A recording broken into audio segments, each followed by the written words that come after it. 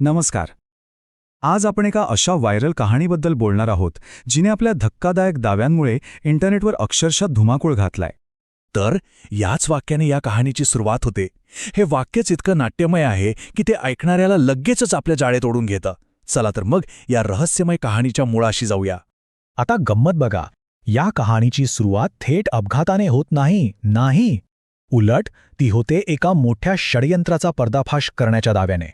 म्हणजे यात असं म्हटलंय की राजकारणी अजित पवार यांच्यासोबत जो काही विमान अपघात झाला त्यामागचा मास्टरमाइंड कोण आहे हे अधिकृत तपासात आता कळलंय. सुरुवातीपासूनच या घटनेला एक पूर्वनियोजित कट म्हणूनच सादर केलं जातंय. बरं, मग ही कहाणी पुढे कशी सरकते? तर या कथेचा पाया असं म्हटलं जाते की त्या कथित अपघाताच्या आदल्या रात्रीच रचला गेला होता. आता बघा, 27 जानेवारीच्या रात्री नक्की काय घडलं? संध्याकाळ झाली, अजित पवारांचं काम संपलं आणि ते गाडीने बारामतीला जायच्या तयारीत होते. त्यांचा ताफासुद्धा रेडी होता. पण रात्री अचानक एक हाय लेव्हल फोन कॉल येतो आणि याचा परिणाम काय होतो? तर प्रवासाची सगळी योजना अचानक बदलते आणि त्यांना थांबावं लागतं. हा जो घटनाक्रम आहे ना, तोच या कहाणीचा केंद्रबिंदू आहे. मग हा फोन का आला होता? तर असं सांगितलं जातंय की केंद्र सरकारकडून एक तातडीची फाईल आलेली आणि त्यावर सही करणं खूप गरजेचं होतं. म्हणजे बघा, मूळ व्हिडिओ या कॉलला एका अतिशय काळजीपूर्वक आखलेल्या खेळाची पहिली पायरी म्हणून सादर करतो. त्यामुळे एक प्रश्न उभा राहतो की हे खरंच एक महत्त्वाचं प्रशासकीय काम होतं की त्यांना मुंबईतच थांबवण्यासाठी हे एक कारण होतं?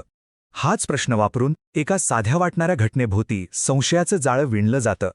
आता कहाणी मुंबईतच थांबत नाही, ती थेट विमानतळावर पोचते आणि तिथे घडलेल्या काही असामान्य म्हणजे विचित्र हालचालींच्या दाव्यांमुळे हे षडयंत्र आणखीच गडद होतं. इथे काय दावा केला जातोय? तर बघा, जे अपेक्षित वैमानिक होते ते अनुभवी होते, त्यांना मार्ग व्यवस्थित माहीत होता. पण त्यांच्या जागी जे आले ते कथितरित्या नवीन होते, कमी अनुभवी होते. ही जी तुलना आहे ना, ती ह्याच सिद्धांताचा एक महत्त्वाचा मुद्दा समोर ठेवते की नेहमीचे अनुभवी वैमानिक अचानक रहस्यमयीरित्या गायब कसे झाले. म्हणजे मग प्रश्न पडतो की हे वैमानिक बदलण्याचा आदेश कोणी दिला आणि ते जुने अनुभवी वैमानिक अचानक कुठे गेले? यावर मूळ व्हिडिओ असं सूचित करतो की हे सगळं एका खूप शक्तिशाली व्यक्तीने मुद्दाम घडून आणलं होतं जेणेकरून त्यांची योजना यशस्वी व्हावी. आणि यामागे एक सिद्धांत पण सांगितला जातो. तो असा की मूळ वैमानिकांना कदाचित विमानात काहीतरी तांत्रिक गडबड केलीये हे लक्षात आलं असतं आणि म्हणूनच त्यांना मुद्दामहून बाजूला करण्यात आलं. हा दावा या संपूर्ण कथित कटात पूर्वनियोजनाचा म्हणजे प्री प्लॅनिंगचा आणखी एक थर जोडतो. बरं, आता हे सगळे दावे झाले, पण या दाव्यांना काही आधार आहे का? तर ही कहाणी पुढे एका अधिकृत तपासाकडे वळते, जिथे असं म्हटलंय की पुराव्यांचा खजिनाच हाती लागला. आणि किती पुरावे? तर चक्क 15. मूळ व्हिडिओ असा दावा करतो की सीआयडीच्या तपास अधिकाऱ्यांना एक नाही, दोन नाही, तर तब्बल 15 वेगवेगळ्या पुराव्यांची एक मोठी साखळी सापडली. आणि हे पुरावे कोणते होते? तर म्हणे विमानतळावरचं सीसीटीव्ही फुटेज, ज्यात छेडछाड केली होती, काही महत्त्वाच्या संभाषणांचे ऑडिओ रेकॉर्डिंग, फोन कॉल्सचे रेकॉर्ड्स आणि पवारांना जाण्यापासून का थांबवलं याचं स्पष्टीकरण. या सगळ्या पुराव्यांमुळे एक अशी भक्कम केस तयार झाली आहे जी थेट एका मास्टरमाइंडकडे बोट दाखवते, असं या व्हिडिओत म्हटलंय. म्हणजे बघा, कथा आता अशा वळणावर आली आहे की आपली उत्सुकता शिगेला पोचते. असं वाटतंय की आता काहीतरी मोठं नाव समोर येणार आहे, एका शक्तिशाली मास्टरमाइंडचा पर्दाफाश होणार आहे. संपूर्ण कहाणी आपल्याला याच नाट्यमय क्षणाकडे घेऊन जात आहे. पण इथेच कहाणीत एक मोठा ट्विस्ट येतो. जेव्हा असं वाटतं की आता सगळं रहस्य उलगडणार, तेव्हाच मूळ व्हिडिओ स्वतःबद्दलचे एक अत्यंत महत्त्वाचा आणि खरं तर धक्कादायक खुलासा करतो.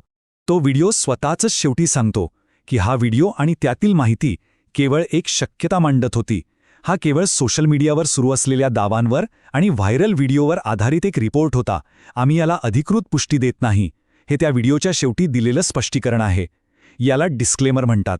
आणि यामुळेच आपण व्हायरल नॅरेटिव्ह या संकल्पनेकडे येतो. म्हणजे काय?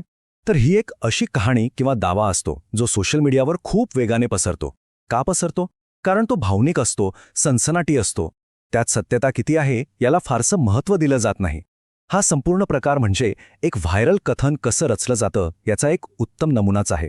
याचा सरळ अर्थ हा आहे की तो मूळ स्रोत स्वतःच कबूल करतोय की ही सगळी माहिती व्हेरीफाय केलेली नाही आहे, ती फक्त सोशल मीडियावरील इतर अफवांवर आधारित आहे.